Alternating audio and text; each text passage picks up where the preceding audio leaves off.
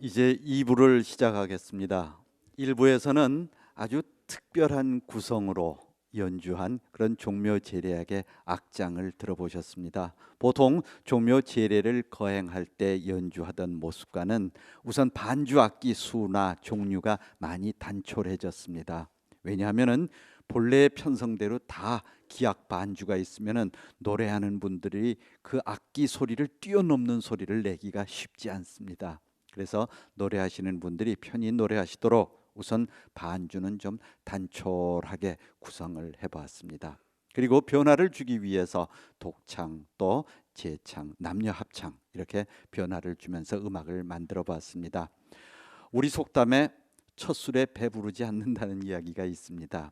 이 같은 시도들이 몇 차례 이어지고 또 음악적인 기량도 더 많이 늘어난다면 종묘 제례악의 악장도 성악곡으로 감상하고 즐기기에 부족함이 없는 새로운 음악으로 거듭 태어날 수 있을 것으로 생각을 합니다. 자, 이제 2부에서는 전통적인 정가곡 세 장르가 준비되어 있습니다. 첫 곡은 가사 죽지사입니다.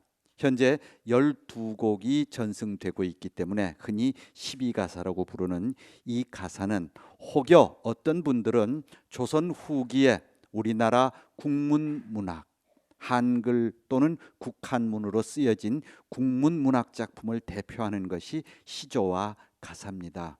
그런데 그 문학 작품으로서의 가사와 노래로 부르고 있는 12가사가 혹시 무슨 관계가 있겠는가 궁금하신 분들이 더러 계실 겁니다. 문학 작품으로서의 가사는 사사조로 되어 있는 매우 긴 작품입니다. 아주 긴 장가채의 문학 작품이어서 오늘날 그 문학의 가사는 노래로 불려지는 경우가 거의 없습니다. 혹 가사 작품과 관련을 맺고 있는 문학적인 형식이 비슷한 노랫말이 음악으로 불리고 있는 것이 남도지방 단가에서 간혹 찾아볼 수가 있습니다. 그리고 정작 12가사라고 불리고 있는 이 음악은 장가채의 문학 작품 가사와는 한자로 쓸 때는 글자가 좀 다릅니다. 그러니까 둘은 직접적인 관련은 좀 없다 이렇게 말씀 올릴 수가 있습니다.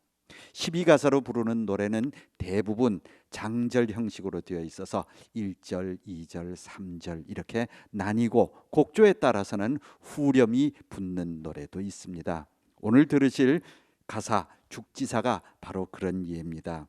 후렴구를 가지고 있고 1절, 2절 이렇게 장절이 나뉘는 노래인데 본래 죽지사라는 이름의 문학 작품은 중국에도 많이 있습니다. 본래는 중국에서 유래된 문학의 한 형태입니다. 그리고 우리나라 작가들도 죽지사라는 이름의 문학 작품을 많이 남기고 있습니다. 유명한 악학계범을 저술한 성현 선생도 죽지사라는 이름의 작품을 여러 남기고 계시거든요. 그런데 오늘 들으실 이 죽지사는 조선 후기에 만들어져서 가사로 불리고 있는 그런 죽지사입니다. 남성다운 그런 아주 꿋꿋하고 장쾌한 느낌이 나는 노래이기 때문에 남성 가객들이 즐겨 부르는 음악이죠. 오늘 첫 곡으로 박문규 씨의 창으로 준비가 되어 있습니다. 그리고 이어서 들으실 음악은 우조시조입니다. 대개 시조창은 계면조로 곡조가 짜여 있다고 이야기를 합니다. 그러다 보니 우조로 짜여진 시조 작품이 그리 많이 불려지지는 않는데요. 이 곡조는 서울 우대에서 활동하던 가객들이 만든 곡이라고 합니다. 우대니 아랫대니 하는 것은 아마 청계천 물이 흘러가는 상류 지역을 우대라고 했던 것 같고요. 그 아래쪽 하류 쪽을 아랫대라고 했던 것 같습니다. 그러니까 청계천 물이 인왕산 골짜기에서 흘러내려오지 않습니까? 그러니까 인왕산 계곡 근처를 예전에는 우대 또는 우리말로 웃대라고 했던 것 같은데 경치 좋고 좋은 정자 있고 좋은 물이 흐르는 곳이니까 풍류객들이 많이 모여들었겠죠. 그래서 조선 후기 서울 지역의 풍류 문화가 바로 이 우대를 중심으로 꽃을 피웠는데 거기서 활동하던 가객들이 우조, 시조, 곡조를 짰고 그 곡이 요즘에 전승이 되고 있습니다. 이승윤 씨의 창으로 준비가 되어 있습니다. 그리고 이어서 들으실 시조 작품은 지름시조 한 수입니다.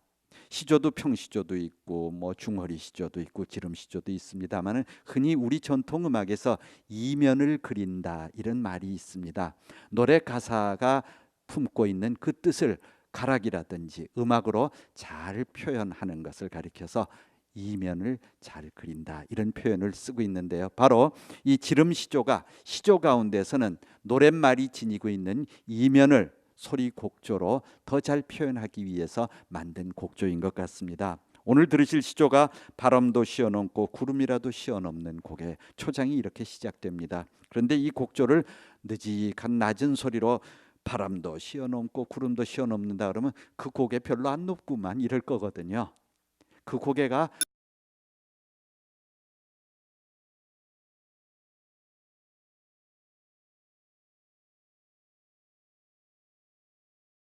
그야말로 산진이 수진이 해동청 보람에도 쉬지 않고는 단숨에 넘지 못할 만큼 높은 고개다라는 표현을 제대로 하기 위해서는 높은 소리로 들어서 노래를 해야 그 고개가 참 험한 고개인가 보다 그렇게 느끼지 않겠습니까? 이제 그래서 이 노래를 지름시조가락으로 첫 부분을 높은 소리로 들어서 부르도록 곡조를 짠 것이죠. 그런데 그 험하고 높은 고개를 왜 넘어가느냐 하면은 그 너머에 그 반가운 님이 와 계시답니다. 그렇다면 아무리 험한 고개라도 쉬지 않고 난 단숨에 넘을 것 같다. 그러니까 섬세한 여심으로 표현하는 사랑의 노래인 셈입니다.